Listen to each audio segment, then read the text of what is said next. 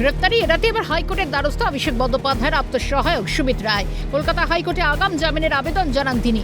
অন্যদিকে এদিনই তার বিরুদ্ধে গ্রেপ্তারি পরোয়ানা জারি মেদিনীপুর আদালতের। সুমিত রায়ের বিরুদ্ধে গ্রেপ্তারি পরোয়ানা জারি করার আবেদন জানিয়ে মেদিনীপুর আদালতে আবেদন জানায় পুলিশ। সেই আবেদনকে মান্যতা দিয়ে সুমিত রায়ের বিরুদ্ধে গ্রেপ্তারি পরোয়ানা জারি করল মেদিনীপুর আদালত। এর আগে সুমিত রায়ের খোঁজে অভিষেক বন্দ্যোপাধ্যায়ের বাড়িতে তল্লাশি চালায় শালবনী থানার পুলিশ, তবে হদিশ মেলেনি তার। এমনকি সুমিত রায় তো বেপাত্তাই। এবার শ্রীরামপুরে সুমিত রায় শ্বশুর বাড়িতেও ধরা পড়ল তালাবন্ধ ছবি। আমরা এই মুহূর্তে দাঁড়িয়ে রয়েছি অভিষেক বন্দ্যোপাধ্যায়ের যে আত্মসহায়ক, তিনি পলাতক রয়েছেন, কিন্তু তার শ্বশুর বাড়ির সামনে এই মুহূর্তে আমরা দাঁড়িয়ে রয়েছি। যেখানে দেখা যায় গত পরশুদিনকে এই বাড়িতেই আমরা এসেছিলাম, বিবেকানন্দ লেন, শ্রীরামপুর বিবেকানন্দ লেন এলাকায় 19-এ এই বাড়িতেই গত পরশুদিনকে আমরা এসেছিলাম এবং আমরা কথা বলেছিলাম সুমিত রায়ের যে শাশুড়ি তার সাথে, এবং তিনি টোটাল বিষয়টাতে ক্ষোভ উগড়ে দিয়েছিলেন এবং সাংবাদিকতার অর্থাৎ আমাদের সাংবাদিকতা নিয়েও তিনি প্রশ্ন তুলেছিলেন।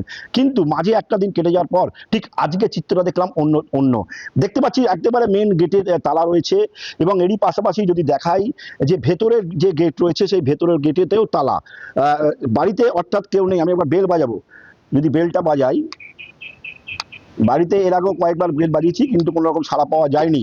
কিন্তু গত পরশুদিনকে এই বাড়িতে সুমিত রায়ের শাশুড়ি ছিল এবং তার বিভিন্ন আরও সব লোকজন ছিল, কিন্তু আজকে একেবারে চিত্রটা পাল্টে গিয়েছে। উল্লেখ্য, শালবনীতে জমি কেলেঙ্কারিতে নাম জড়ায় অভিষেক বন্দ্যোপাধ্যায়ের আত্মসহায়ক সুমিত রায়। এছাড়াও তোলাবাজি, দুর্নীতির অভিযোগ তার বিরুদ্ধে।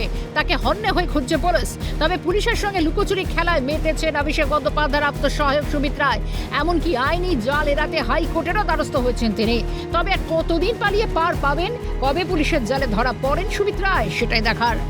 অভিষেক চক্রবর্তী, সমিত সিনহা, অভিরূপা হাজরা রিপোর্ট, ক্যালকাটা নিউজ।